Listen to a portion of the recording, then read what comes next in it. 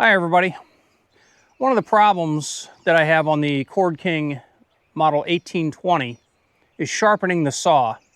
It's not really a problem, it's just kind of an inconvenience. And today I'm going to show you how I resolve this little issue.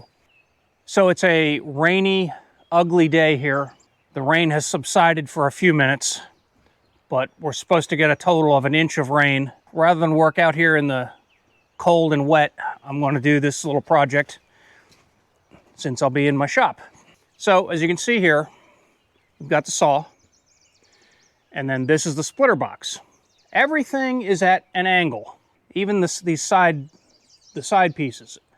There's nothing aside from the wedge here. There's nothing that's square. The ram plate is square, and that's it. You have two options to sharpen the saw. You either sharpen it in place, or you sharpen it on a chainsaw chain sharpener. Today what I'm going to do is I'm going to build a new, what I call a sharpening seat. So since everything's at an angle here, you can't just it'd be nice if you could just lay a board or something across here and sit on it, or sit on the top of the wedge or something, but there is just no easy, comfortable way to sit up in here and sharpen the saw. So what I do is I pull this down and then I'll sit right here. Well, I had an aluminum seat, but it's breaking and I want to do away with that. So I'm going to make a new seat that clamps here and puts a nice little seat right out here. I can sit here and sharpen the saw chain. So yesterday I cut out some material to make this seat. This is an extra piece here that will come in handy. We have the seat. So this is a piece of 3/16 cold rolled flat bar, and I just had that laying around, so I thought I'd use that. I have a piece of 1/4 inch by 2 inch angle iron that's going to support the seat. And right here I have, take this apart, I had this clamped together so I could test it. I have 2 more pieces of 1/4 inch angle iron, and these are 6 inches long. First thing I'm going to do is drill holes, and I'm going to weld these flange nuts in here like so. So we're going to weld those on here, and then I will use bolts to clamp this assembly to the side of the Cord King. So that's the plan. This will clamp together in such a way, this will go over top of the side of the Cord King. And I'm going to have to do this in stages because I'm not 100% sure how it's going to line up. In other words, I might have to, this might be at a funky angle, and I think it will be because the side of the splitter box is tilted a little bit. So that means my seat is going to be going uphill. So I may have to make some adjustments there. So I'm going to do one piece of this at a time. But we're going to start with making holes for the clamp bolts. And then we're going to weld these flange nuts on. And then we'll make the bolts. We'll put a little T-handle on this so you can tighten them by hand. We're going to give this a little blue dicum. Over there, roughly there.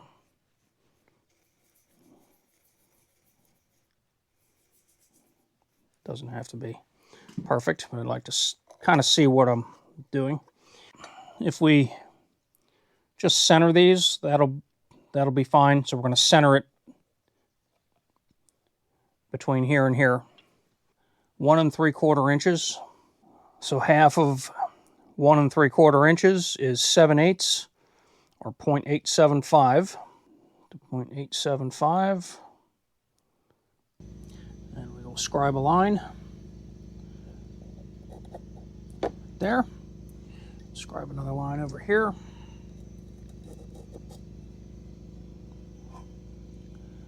Can't see it. Okay, close enough. 1.5 inches from each end. Not using any particular measurements here. I just want it to be somewhat symmetrical. Okay. So now I'll just center this over my X and over the X here. And that's how it's going to look. We're going to put some parallels in to the vise. On there. And then we're going to set this right here. I believe I can get away with drilling this and not moving the parallels. Yeah, I might have to move one of the parallels.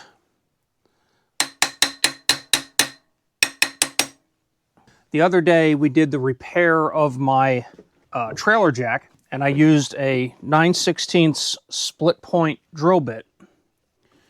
And I was telling you about how you don't, because it's a split point, you don't have to center punch, you don't have to pilot drill. You can just put the 9/16 drill bit in and drill away.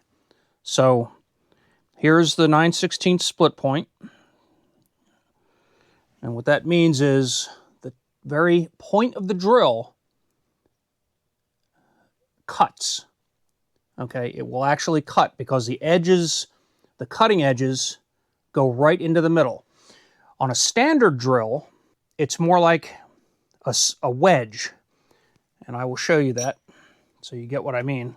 So this is a standard drill bit, and if you can see the end here, you see it's just the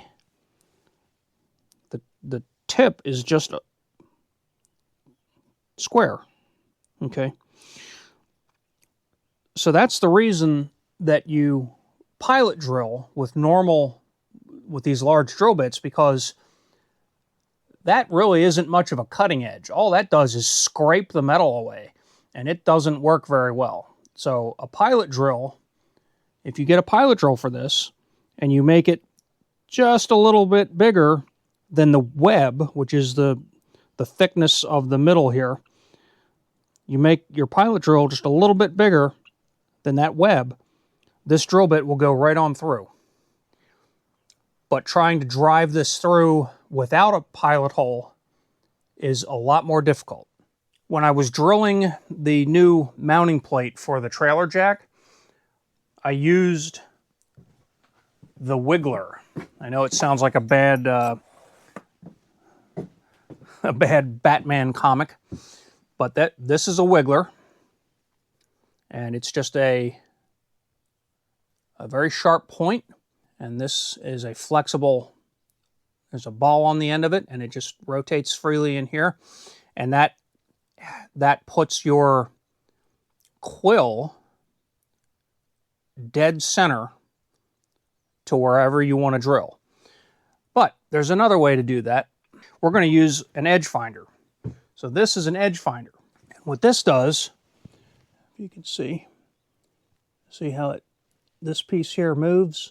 When you touch the end of this to your work, this will be right on center. As soon as it touches, this will jump off center. And that's how you know you're on the edge. And then you merely subtract the radius of the end of this. So that's how we're going to do this. We're going to find the edge. We're going to find the edge on this vise jaw, since it's tied up against the edge of the work. And then we're going to locate on the left edge of the workpiece. So we'll get the edge finder installed. Since this is a non-critical piece of work, I'm not worried about centering off the movable edge of the vise. Normally, if you were going to edge find, you would do it off the fixed side of the vise. We don't care about that. This is very sloppy. So I need to move my table up, which means I have to move this. So we'll come over here, we'll just bring the quill down, and then we are in, get in forward gear. Okay.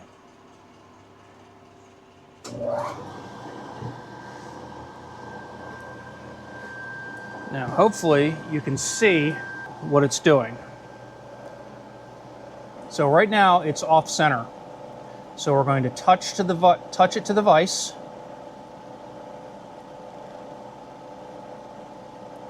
And now it's on center. And as soon as it, what they say, as soon as it breaks over, it will be on the exact edge. So back it up. Right there. So we're going to back it up and it's going to be right there. Hopefully you can see that. I know everything's spinny and glary, but trust me when I tell you that as soon as I touched that, this moved off center. Now that was the y-axis. We're going to zero that. Now we're going to move the quill up out of the way. And then because the end of this edge finder is 0.2 inches, we have to come in 0.1 inches. So we're going to move the Y 0.1 inches. So right there. Okay. Now we're going to zero that again. Now that means that the center of the quill is exactly over the edge of the vise. Now we'll repeat that with the end of the work over here.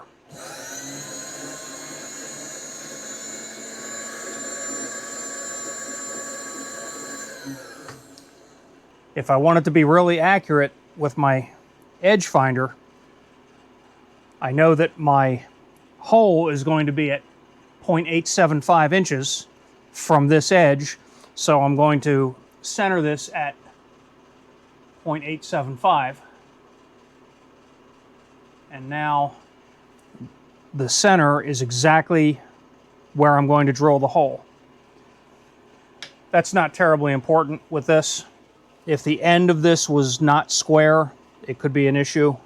Let's get you in for a close-up. I'm sorry for the shaky camera. So I'm just going to touch the edge of the work. All right. Now it's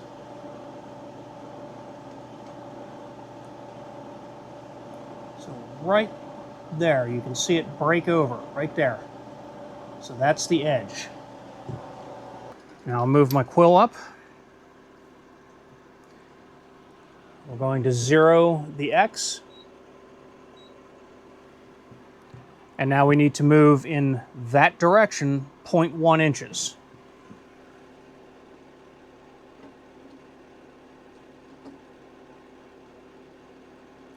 Right there. And now we're going to zero again. So now we have located this edge and this edge. All I need to do now is move to my first location, which is 1.5 inches. Need to move the work out of the way. We're going to put the drill bit in. This drill bit has flats on the shank, which is good and bad.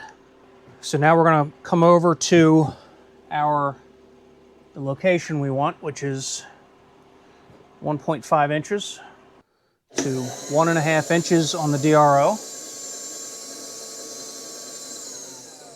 So if we look at the DRO, the X is on 1.5 inches, the Y is on 0.875 inches, and if we look at where I marked And this is something you always want to double check. Look at the point of your drill and look at the mark you made and make sure you're close in both directions. And sometimes it's easier to turn the machine on if you want to see where the point is. So I'm going to just bring the quill down and we're going to touch it.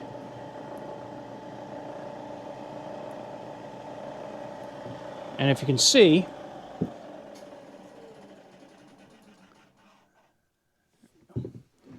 it made the tiniest little dimple where I touched, and it's right on my mark, so that's perfect. Now I have put the machine in back gear, so the drill bit's going to turn a lot slower, and I want it turning slow because I'm going to take all that material in one shot. So here goes. Give that a little blob of oil.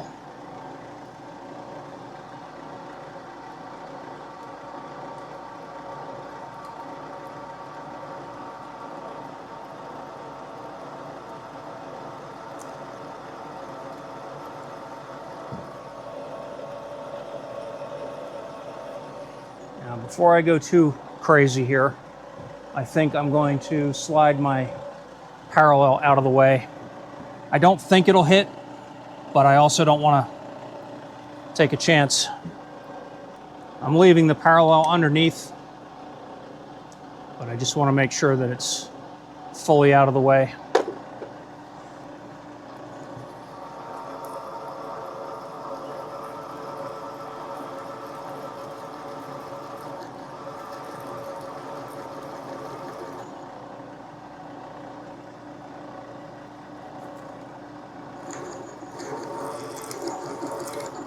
There we go, one hole. The second hole is 3 inches from this hole, so that's easy. Next hole.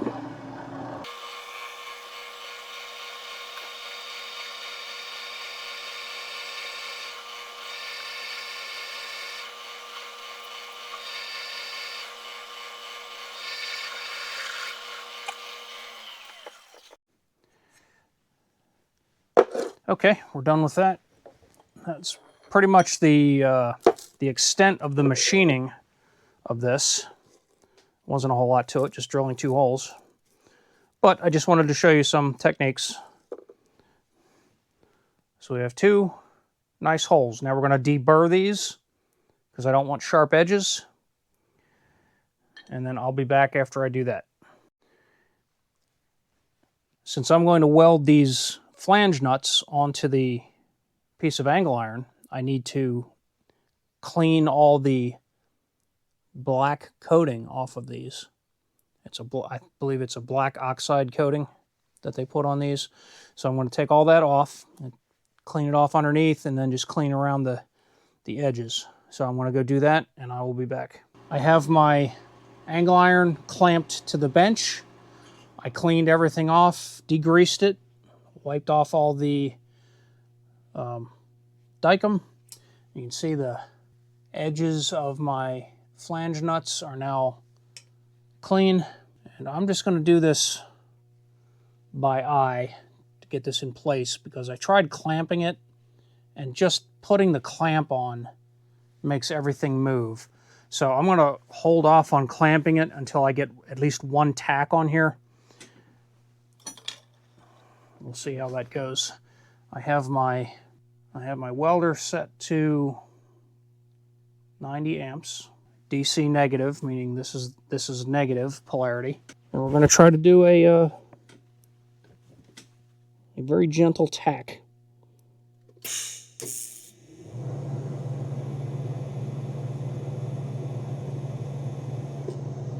And I didn't put any additional material on there.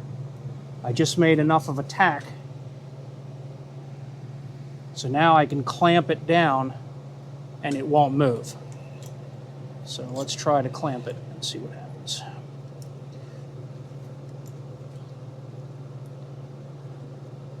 I know it's probably kind of hard to see. I know it's impossible to see with the camera.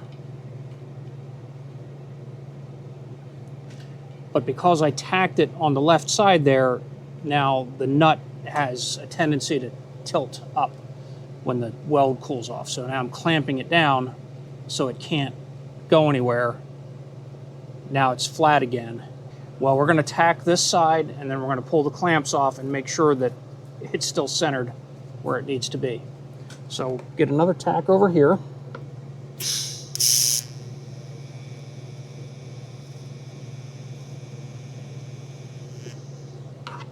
And we're going to make sure that the bolt will go through without hitting anything. And since I've only put 2 little tacks on, oh boy, you messed that up big time. Anyway, it's off center, so that's not going to work. I'm going to have to knock that off of there. All right, I had to knock that flange nut off of there and start over. This time I just put the bolt completely through from the other side. That's what I should have done in the first place.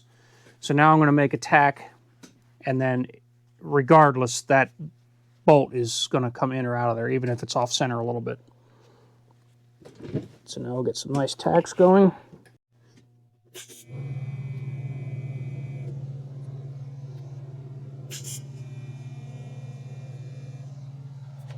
And now I think I'm going to add some material and maybe just bring this right on around, since there's no reason not to weld this out on this side anyway.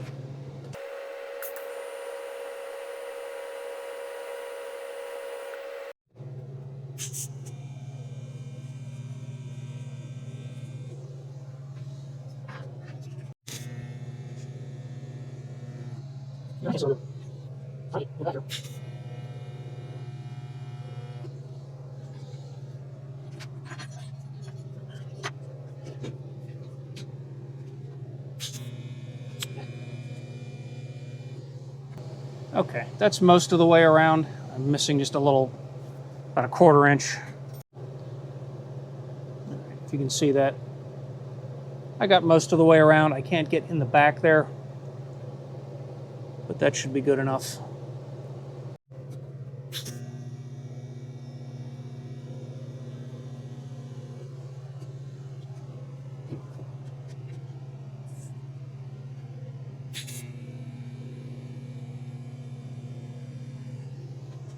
Okay, that's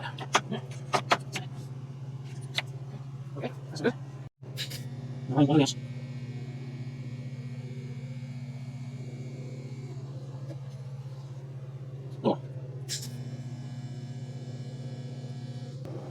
All right, we're going to call that good. Hopefully you could catch most of that. All right, we're going to let this cool off, and then we'll come back to do some more. Now we're going to turn these into T-bolts, more or less. So I made 2 pieces of 3/8 round, 2.5 inches long, and I've marked the center. So I'm just going to eyeball it, get it on center, and then we're just going to MIG weld this to the top of the bolt, get a tack on there, and then weld it out a little bit better. The reason I'm using the MIG welder is because when I put this on here, there's a big gap, and it's really hard to do that with a TIG. So I'm going to just do the MIG welder, and that way it's adding wire immediately. I have to move my clamp, because if I don't move my clamp, it will have a tendency to weld the threads when I do this. So we don't want to weld the threads.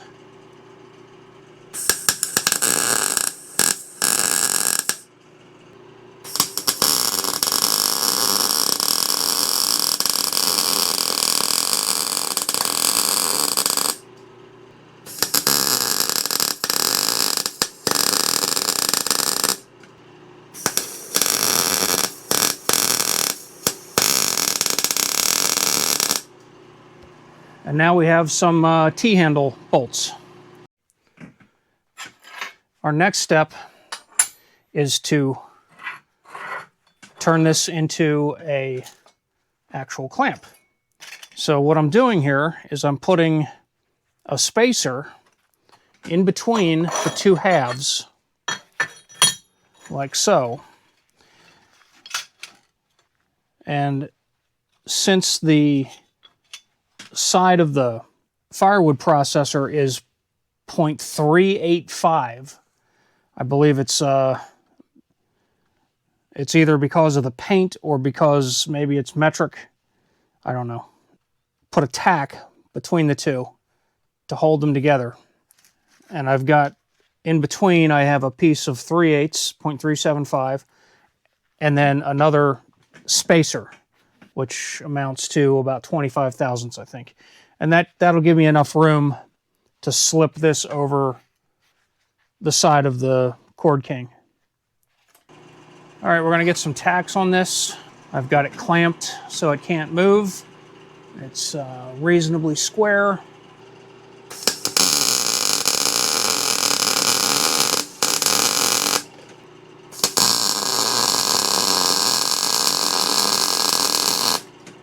I'm going to put a couple more tacks on here, and then I'm going to need to measure the seat support.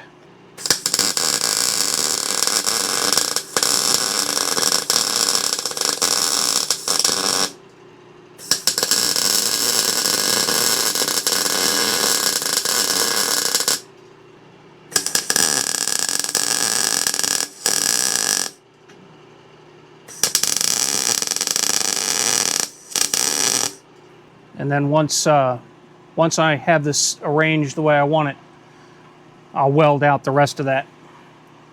But for the time being, that will do. And I can take it up to the Cord King and have a look and measure it. The only thing I really wish I could do is put another bar over there, but I don't have enough room to put a separate bar, I don't think. All right, so I'm back up here at the Cord King 18-20 Firewood processor. I've got my handy little clamp here, and that fits just right. That's good right there. I like that. Okay, so let's just give that a little clamp down, just for fun. What I needed to do was I need to measure this and get this on in just the right location. This is at an angle, so this clamp is at an angle. So if I do this, my seat is going to be at an angle. So I want my seat to be more or less flat, so I need to drop this down, and now I need my chalk. So what do I want to do here? I want to go out this way a little bit, like that. Yes. All right, so we're going to go right here, and right here, and right here.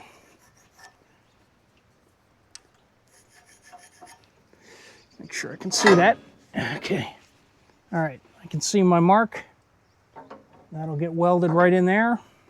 I changed my mind on what I was going to do. I was going to wedge a piece of 1/4 inch underneath this end, but I think what I'm going to do instead is I'm going to weld this out completely, and then I'm just going to heat right here and bend it to where I want it. And once I get it bent to where I want it, then I'll put a support underneath.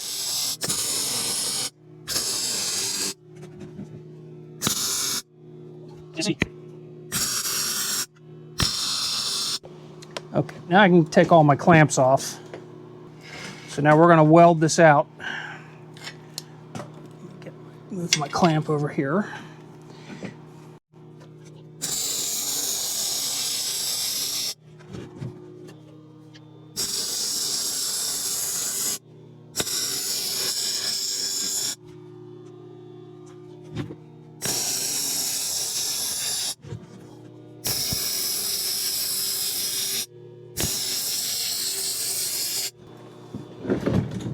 And I'm welding all the edges because I weigh 230 pounds and I don't want this to break while I'm sitting on it. Now I need to flip this over, or turn it around anyway.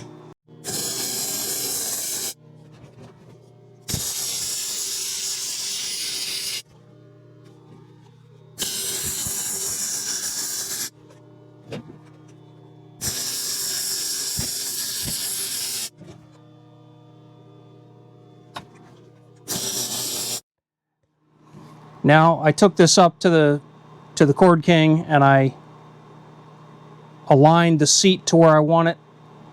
I bent the seat support. I bent that out in the rain, so I didn't get a video of that, but that was just heating this with the torch and then just bending it down by about an inch.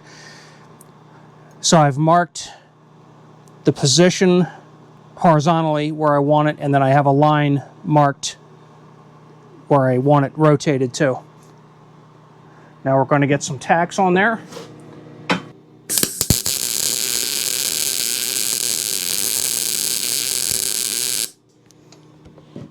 Okay, now I want to flip this over. Flip it over without dropping the vise on myself like I almost did last time. Just lay this on its back right there. Get the vise out of the way. Get the blocks out of the way. I dropped one of the blocks and it landed right on the top of my thigh. And yeah, that hurts. That definitely hurts.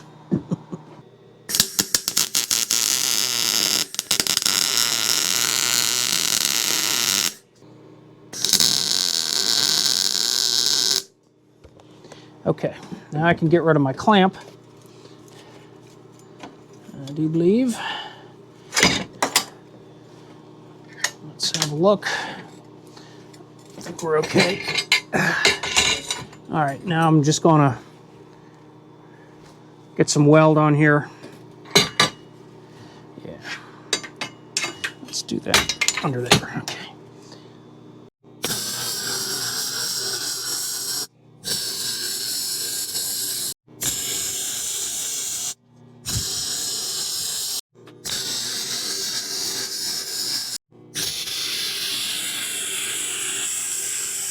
I am going to weld a support underneath. And the reason I'm doing that is because when I sit on this, the only thing supporting it is that one thin piece of 1/4 inch, and that'll bend. So this needs a good support right here.